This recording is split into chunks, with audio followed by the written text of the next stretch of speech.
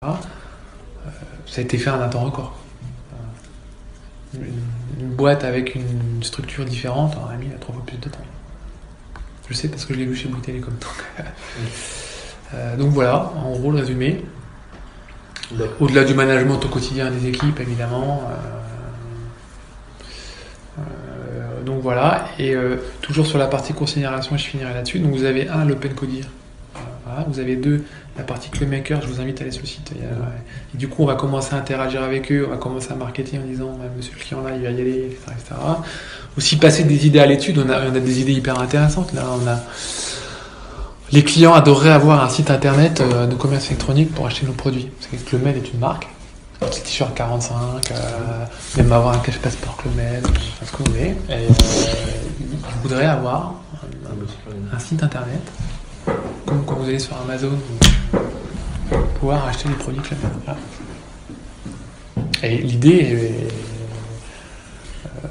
très honnêtement, on y avait pensé, mais on n'avait pas creusé le truc, et on s'aperçoit que par ce canal-là, on s'aperçoit qu'il y a une demande client. Parce qu'après, les clients votent.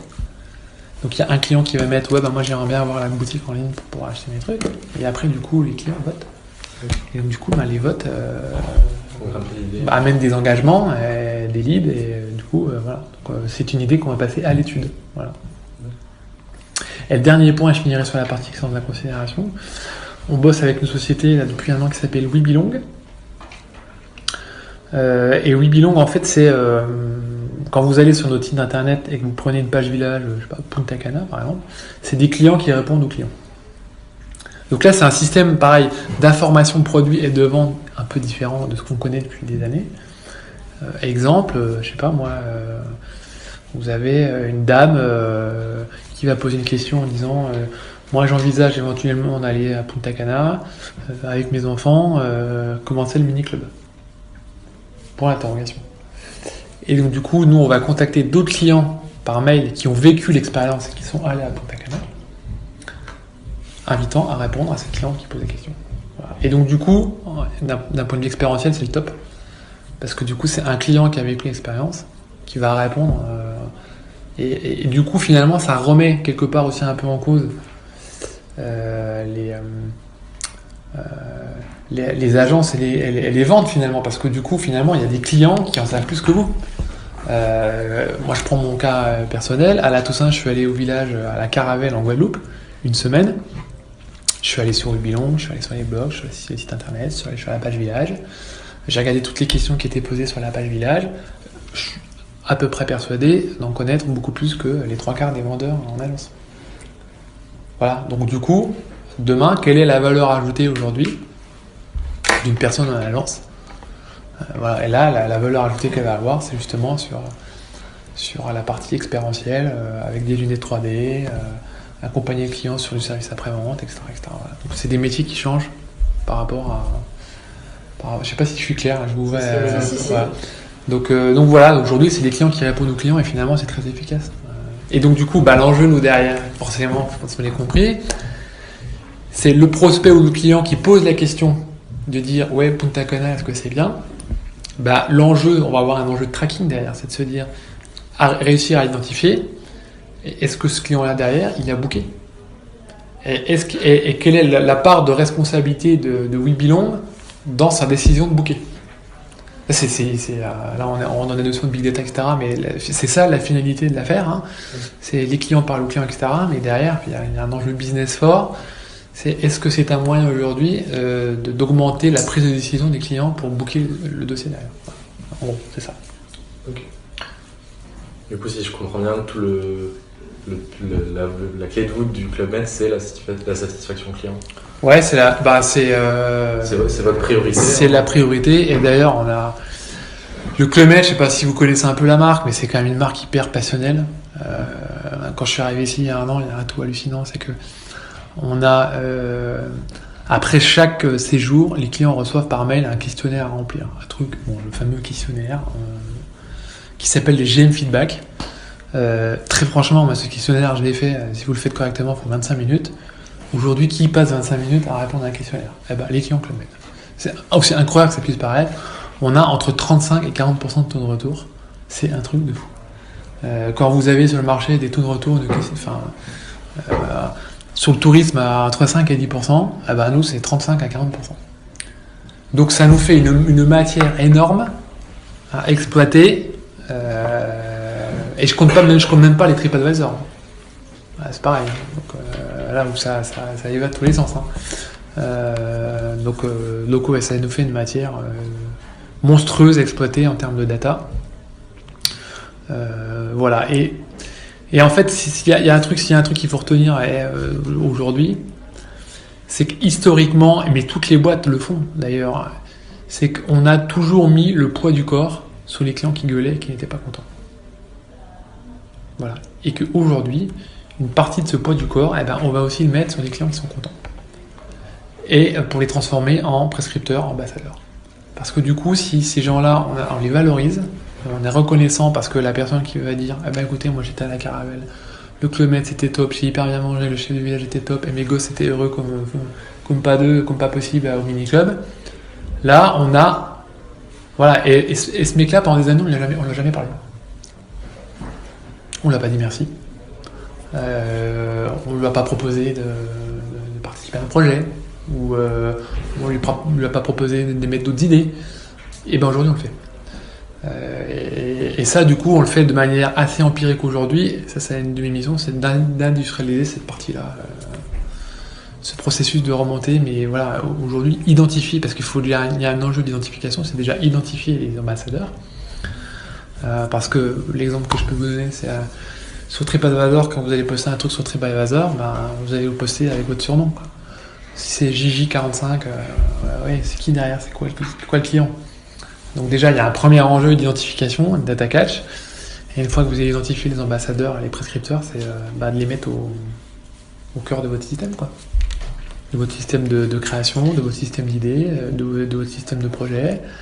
Et puis voilà, c'est des gens qui ont des choses à dire. Donc voilà, aujourd'hui, le ratio, on mise 100% sur les clients qui sont pas contents ou moyennement contents.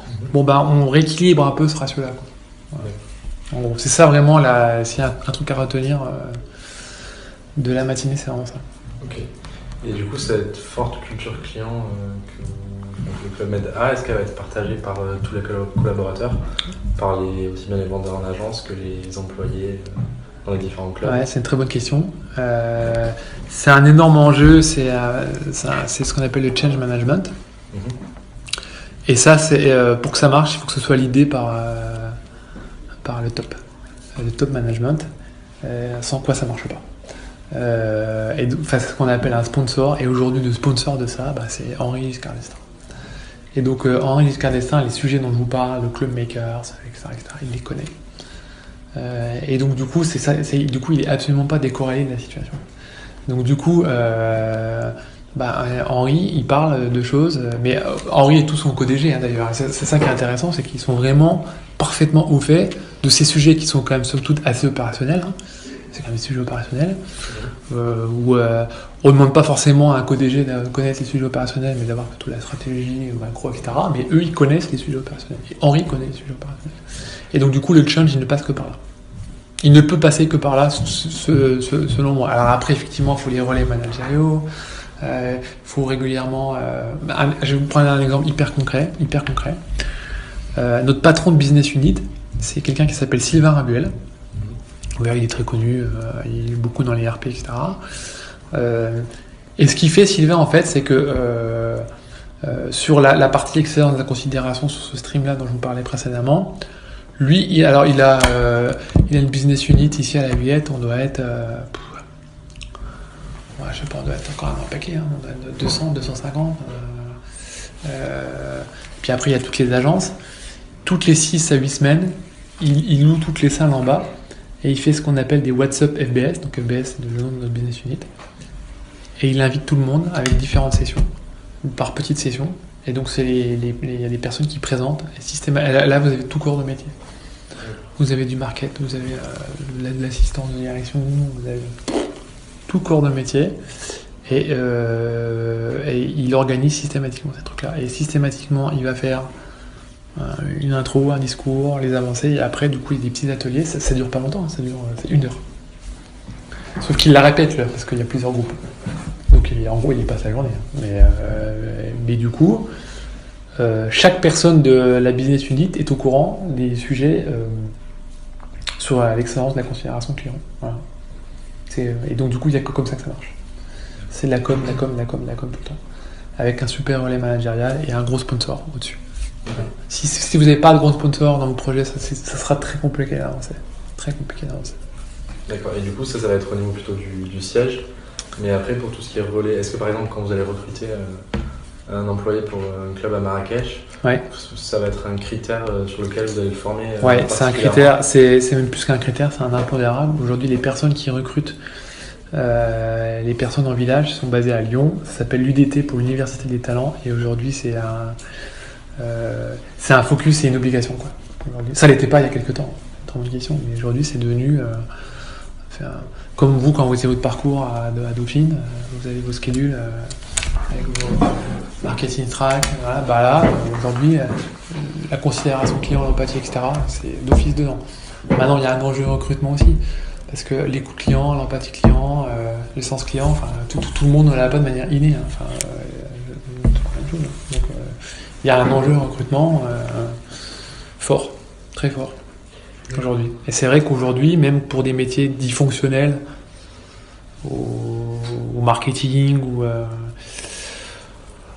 on aime beaucoup avoir des têtes bien faites, mais on aime beaucoup aussi avoir des têtes bien faites qui savent ce que c'est parler à un client. Et ça, c'est vraiment le conseil que je peux vous donner pour vos études, c'est qu'il faut quand même, au-delà d'avoir des stratégies, c'est très important, sans stratégie on n'avance pas, mais de jamais trop se décorréler du terrain, quoi. C'est un principe. Et du coup, qu'est-ce qui vous resterait éventuellement à développer pour, par exemple, pour ça, vous disiez la dame ou le chef de village, ça s'est pas très bien passé. Qu'est-ce qui, selon vous, resterait à développer pour encore renforcer cette culture client Il y a beaucoup de choses encore à développer. Déjà, il faut continuer. Le changement d'état d'esprit, c'est une bataille quotidienne, quoi. C'est un éternel recommencement. Ça s'arrête finalement jamais. Donc ça, c'est une lutte au quotidien et c'est pas toujours évident, mais c'est quelque chose qu'il faut pas lâcher. Après, vous pouvez avoir des boîtes à outils autour de ça. Par exemple, la rémunération. Aujourd'hui, c'est un outil, la rémunération. Si on revient à l'exemple du chef du village, aujourd'hui, il faut savoir que les chefs du village, ils sont objectivés sur un taux de satisfaction sur TripAdvisor. Ce qui n'était pas le cas il y a quelques années. Tout ça, vous pouvez le décupler sans fin. Hein. Vous pouvez les rewarder les récompenser sur la co-création. C'est combien de leurs clients qui sont allés dans leur village ont émis des idées derrière. Enfin, vous pouvez, c'est dans l'infini. Donc il faut savoir faire évoluer les outils. Mais il n'y a pas que la rémunération, il y a aussi beaucoup la formation, énormément la sensibilisation, la communication. Tout ça, c'est il y a toujours à s'améliorer constamment, mais ce qui, je pense, le plus important, et on le fait pas assez encore, je trouve, c'est un peu finalement, c'est de comprendre son passé pour bien réussir l'avenir, quoi. Et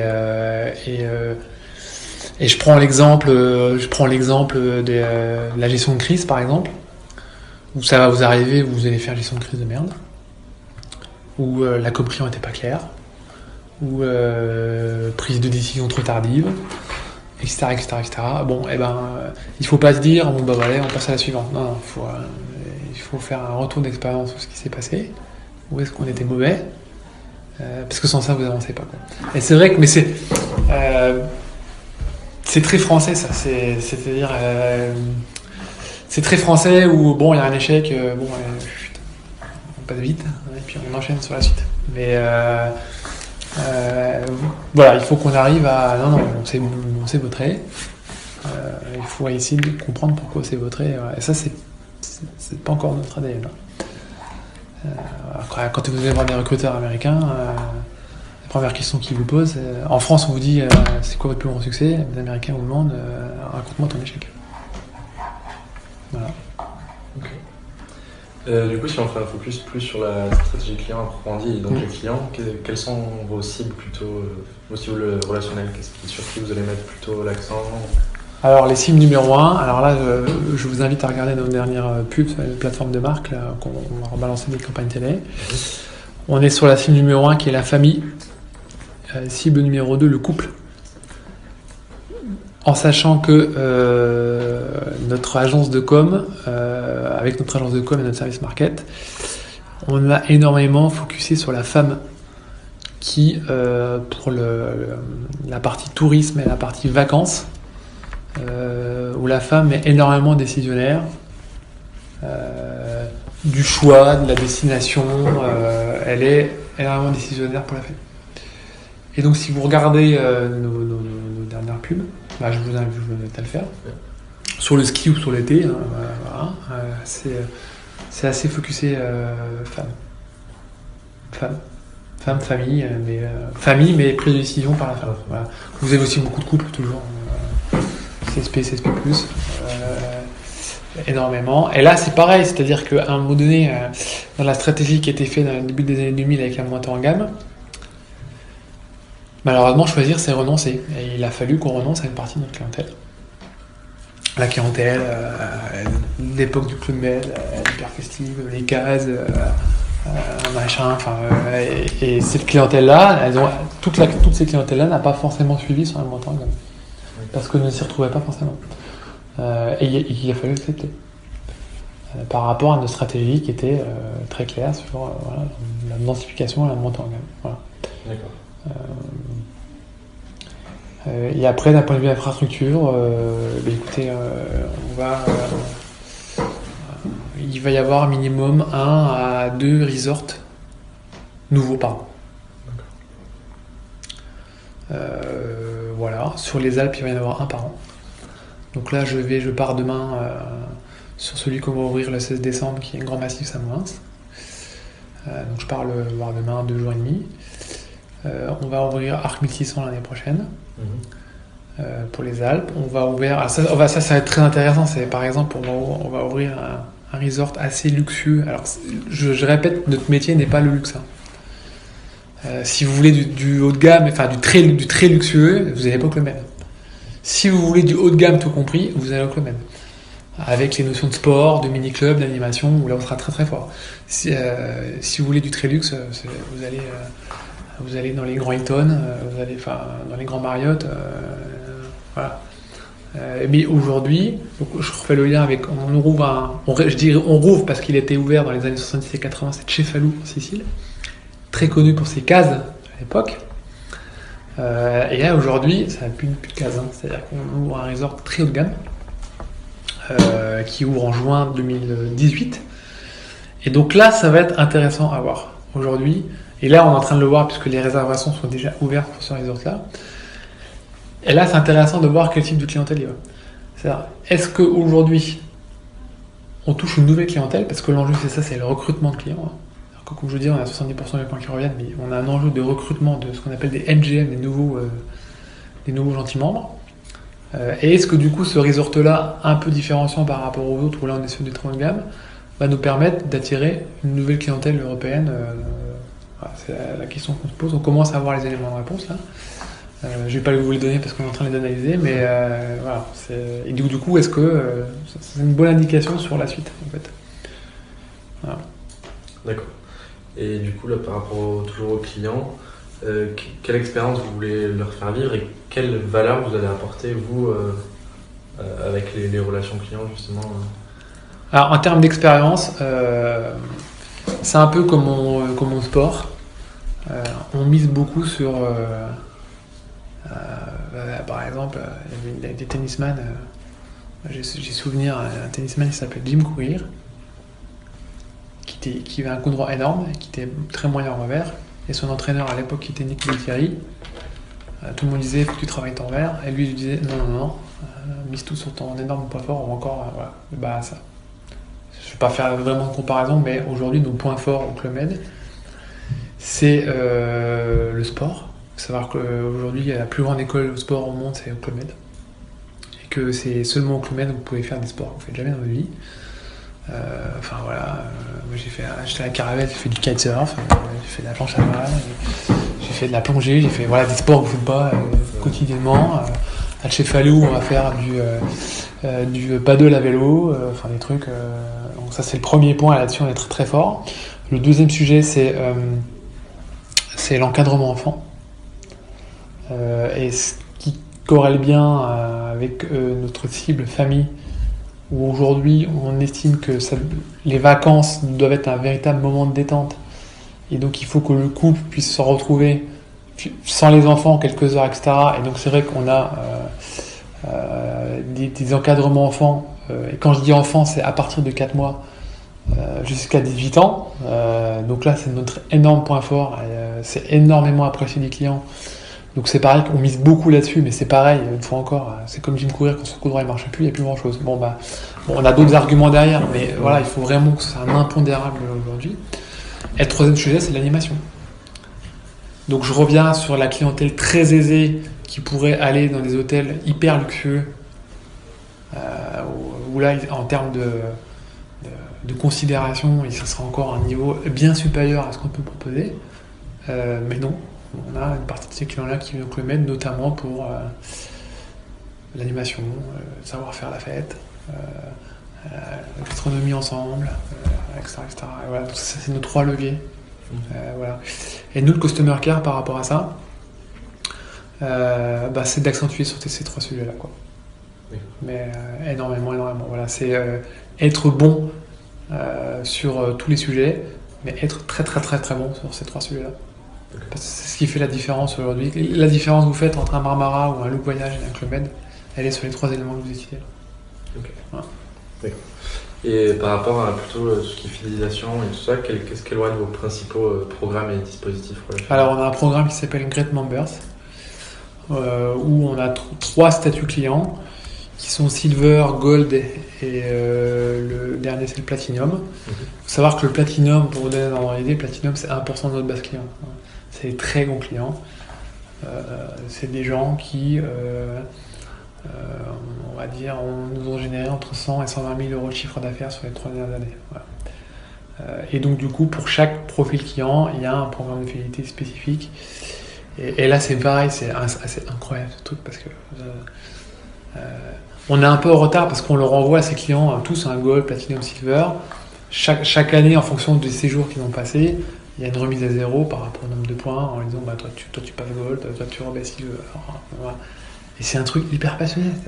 Et les clients, là ça fait 1 mois qu'ils nous appellent pour nous dire j'ai toujours pas reçu ma carte. Oui, on vous rassure, Madame Michu, vous êtes bien Gold. Oui, non mais moi je veux ma carte Gold. Voilà. Et c'est-à-dire que quand les clients vont signer sur leur courrier, sur leur mail, etc., ils vont signer client Gold. Je vous invite à regarder, c'est hallucinant. Donc ils ont une espèce de sentiment d'appartenance à la marque que j'ai rarement vu ça. Un peu à la Apple, un peu à la... C'est un peu ça, quoi. Donc moi j'ai mon iPhone, moi je veux que le mettre, quoi. Donc voilà, c'est particulier, mais c'est à la fois c'est une énorme force, hein.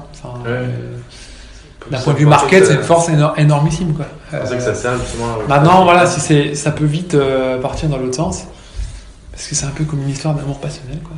Quand la personne est déçue, là c'est ils font du trou, hein. Donc c'est là où nous, le Customer Care,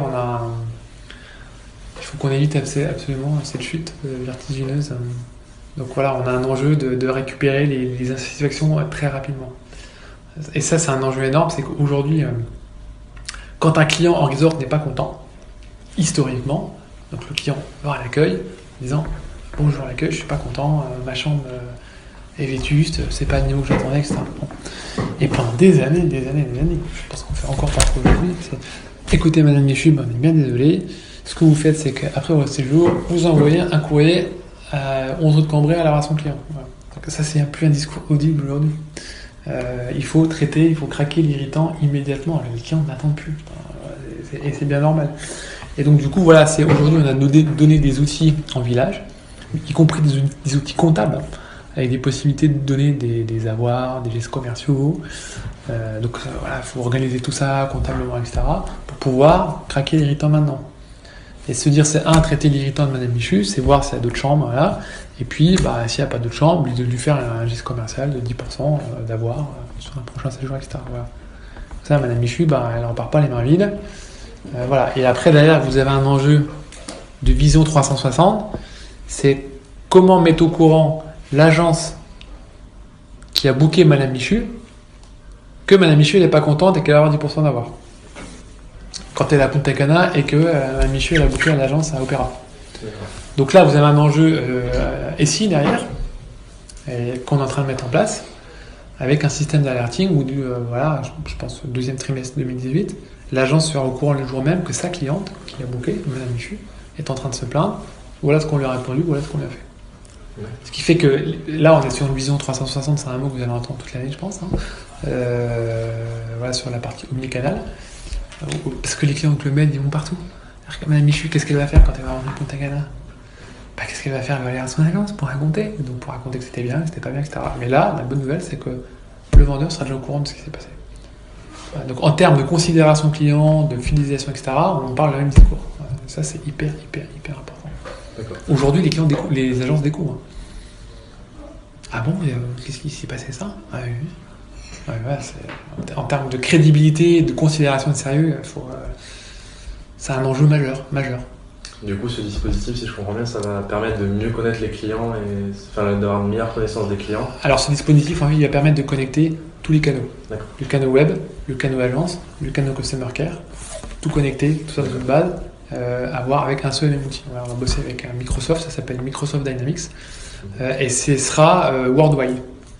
Ouais. Voilà, donc c'est-à-dire que si je veux avoir l'info du client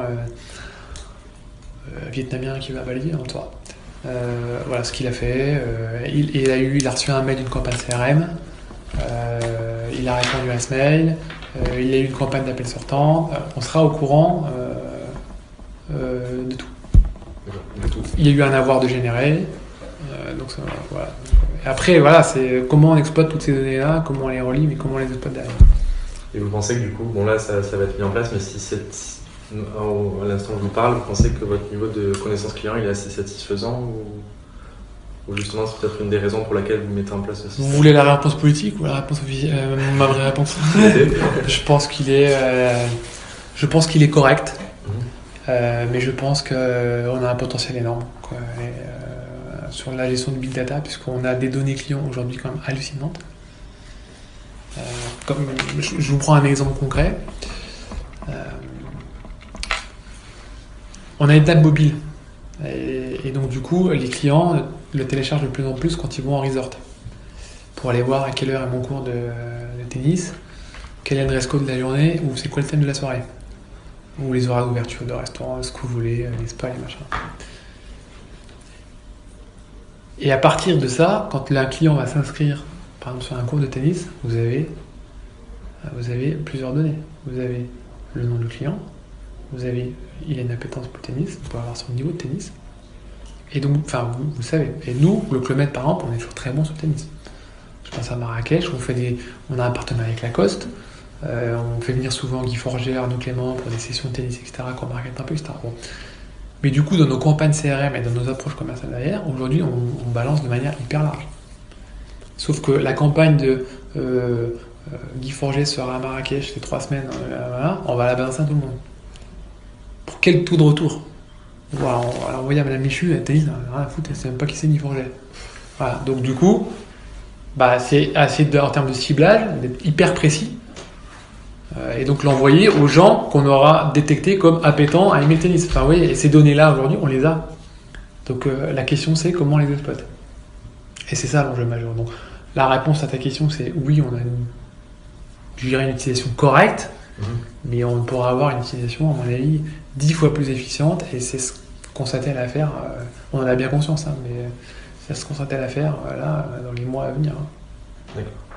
Et du coup, sous toute cette stratégie client, c'est à quel niveau ? C'est vous qui décidez ou c'est monsieur sinon, je suis pas j'y participe, puis apporte ma petite pierre à l'édifice, mais voilà, aujourd'hui c'est de manière collective entre le customer care, entre le marketing digital et Anne Brouès dont je vous parlais.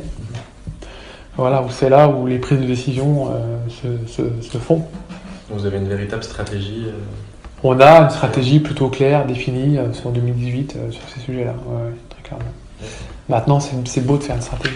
Une stratégie, c'est une slide. plusieurs slides, mais après il faut la mettre en place, il faut être capable de la... il faut être très agile, quoi. C'est-à-dire qu'à un moment donné, votre stratégie, voilà, il faut être capable aussi de la réorienter. Voilà, Et du coup, la stratégie client va s'articuler avec, par exemple, plutôt la stratégie marketing, financière. Est-ce que tout est lié ou l'un va conditionner l'autre? Moi, aujourd'hui, je ne bosse quasiment jamais avec la finance. Je bosse quasiment tous les jours avec le marketing. Et le marketing digital. Voilà, donc je pense que ça répond en partie à votre question. Maintenant, évidemment, comme tout, il y a toujours une logique financière, évidemment, à toute entreprise. Maintenant, notre stratégie de customer centric est plutôt très claire et je pense qu'on fait beaucoup d'investissements humains et financiers en ce sens. D'accord. Et vous parliez aussi tout à l'heure là, du web, des club makers. Ouais. Est-ce que dans la définition de la stratégie client, du coup, vous allez passer par ce canal pour définir des axes, par exemple? Oui. Mais est-ce que vous allez, je sais pas, inviter un client, un ambassadeur à une réunion? Oui. Pour éventuellement parler de la stratégie? Alors ça, c'est un peu ce qu'on faisait avec les Open Codir, c'est-à-dire qu'on leur expose nos stratégies et on écoute ce qu'ils ont à dire. Et, ils ont vraiment beaucoup de choses à dire. Alors après, vous avez des clients qui ont parlé de choses hyper opérationnelles. Et puis vous avez beaucoup de clients qui ont quand même une vision sur c'est quoi le Club Med de demain, dans la société dans laquelle on vit. Finalement, ça va plus loin que ça. Nous, on représente quand même un peu la France dans les autres pays, le Club Med. Donc, comment on exploite ça. Je parlais du FI Food aujourd'hui, tout à l'heure, mais c'est un vrai sujet. C'est-à-dire comment on arrive à décliner le FI Food à la française à Bali ou dans un village chinois. Voilà, c'est ça. Parce que les Chinois ne vont pas aller au Club Med en Chine pour revoir une culture chinoise. On va se le dire très clairement. C'est pas ça qu'ils viennent chercher. Donc voilà, très souvent on aura des chefs de village européens enfin il y a des Chinois aussi, chefs de village, mais on aura avec une vraie culture Club Med, quoi. Voilà, ça c'est quelqu'un qui est au Club Med depuis quelques années. D'accord. Et tout à l'heure aussi, vous parliez de Pierre Vacances qui avait réalisé une étude. Est-ce que du coup, quand vous pensez à votre stratégie, vous avez recours à des agences ou... Oui. Lesquelles, par exemple? Très régulièrement. Par exemple, pour les plateformes de marque, on a utilisé Fred et Farid, c'est connu. On utilise beaucoup on bosse pas mal avec start-up. Moi, je bosse beaucoup avec une société qui s'appelle Spin Interactive pour la conception de sites internet. Avec Webilong, c'est ce que je disais, c'est un prestat. On bosse beaucoup avec des consultants, par exemple, pour la mise en place de Dynamics, Microsoft. On bosse avec les équipes d'IBM, énormément, pour l'intégration d'outils, formation, etc. On fait énormément appel à des cabinets extérieurs. D'accord. Voilà, qu'est-ce que j'ai d'autre en tête? Après, ça dépend par pays, parce que le Club Med, c'est worldwide, donc nous, ça va être nos partenaires locaux, j'ai envie de dire, mais par exemple, la Business Unit Grande Chine vont utiliser leurs propres partenaires. Voilà. Après, par exemple, quand vous bossez avec Oracle, Oracle, ils sont implantés partout, donc ça peut être Europe, Chine, États-Unis. Ok. Et deux dernières petites questions. Je sais pas si vous avez d'autres questions. J'ai des questions. Par rapport à tout ce qui est digital, vous avez expliqué que vous en prenez compte. Oui. Par rapport à tout ce qui est Instagram, influencers, comment vous vous positionnez? Est-ce que ça fait partie de vos cibles stratégiques? Est-ce que vous allez inviter des influenceurs dans vos clubs? Oui. Oui, ou trois questions. Donc c'est au market en bas où ils gèrent ça. Donc ils ont effectivement utilisé beaucoup le canal Instagram, surtout nos villages. Il faut savoir qu'aujourd'hui, je crois que dans 70 ou 80% de nos villages, on a un nouveau métier qui s'appelle le IGO. On a des IGO en village, on a des IGO. Et ces IGO-là vont être en charge du contenu du village. Sur Facebook, sur Instagram, etc.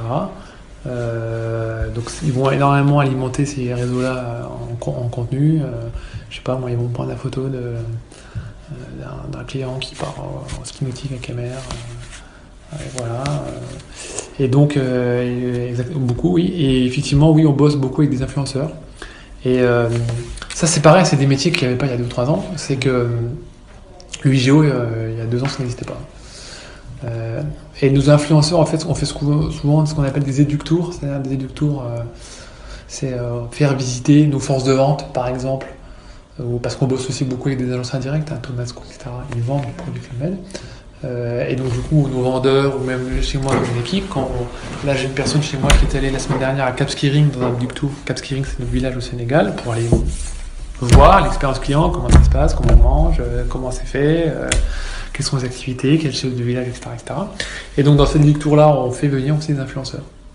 D'accord. Voilà. Ok. Et dernière question pour ma part, par rapport à, du coup, là, vous allez vous implanter en Chine, est-ce qu'il y a vous apprenez différemment Enfin, moi, j'ai passé la 6 mois à Shanghai. Ouais, on a des bureaux à Shanghai, rien à voir. La culture chinoise n'a quand même rien à voir avec la culture française. Absolument rien à voir. Est-ce que vous apprenez vraiment les relations clients différemment, ou vous allez appliquer les relations clients européennes, si je peux dire. Alors en fait, c'est très particulier. Le marché chinois, déjà, d'un point de vue marketing, ça n'a rien à voir. Déjà, c'est le premier point. C'est qu'aujourd'hui, nous, en Europe, on va plutôt avoir une offre marketing à la semaine. Enfin, vous partez au club du dimanche le dimanche. Ça n'existe pas en Chine. Quasiment pas. Les mecs, ils partent en 3-4 jours, en max. Voilà. En France, en Europe, on aime bien aller encore voir son point de vente pour acheter son séjour. En Chine, ça n'existe pas. Les mecs, ils prennent un séjour à je sais pas combien de milliers de yens sur WeChat. Donc déjà, c'est pas les mêmes canaux de vente, c'est pas les mêmes stratégies marketing, et donc forcément derrière c'est compliqué d'appliquer la même stratégie CRM et Customer Care derrière, c'est quasiment impossible. Maintenant aujourd'hui c'est un gros levier.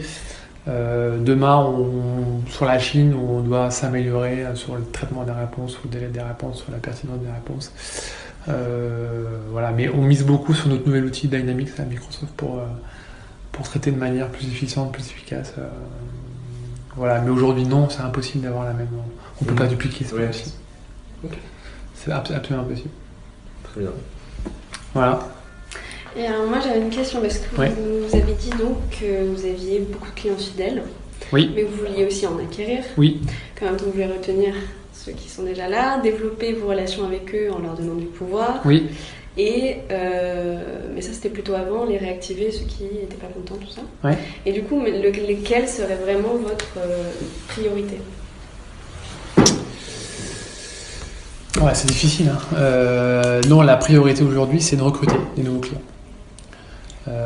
Parce que, comme je vous dis, les fidèles, sans forcément qu'on active des campagnes marketing monstrueuses, ils reviennent parce qu'ils aiment tellement l'expérience Club Med qu'ils reviennent. Voilà. Ils peuvent parfois peut-être être déçus de tel ou tel club, mais ils reviennent quand même après. Parce qu'ils aiment l'animation, l'expérience mini-club, tout ce que je vous dis avant. L'enjeu majeur, c'est de faire grossir la part du gâteau et de faire découvrir des gens, à des personnes qui ne sont jamais allées au Club Med. Et aujourd'hui, on a, notamment pour le ski, je vous invite à le faire d'ailleurs, c'est très intéressant, on se dit que le Med, c'est impayable, quoi. Enfin, on ne peut pas payer, bon. On a un comparateur sur notre site internet, et donc en fait vous allez faire votre comparaison en disant alors moi j'ai une famille avec 2 enfants, et puis ma semaine de vacances comment je la fais, moi je joue à un appart, ça marche très bien, je joue à un appart, la bouffe voilà le budget, l'essence voilà le budget, les cours de ski, les forfaits, et à la fin ça vous sort un total. Et donc du coup vous verrez à côté il y aura une offre qui sera faite avec un séjour dans l'un de nos resorts, et voilà, et ça c'est pour dire voilà, là t'es au même prix ou t'es moins cher, et en plus de ça t'es au Club Med et en plus t'as tout illimité, etc.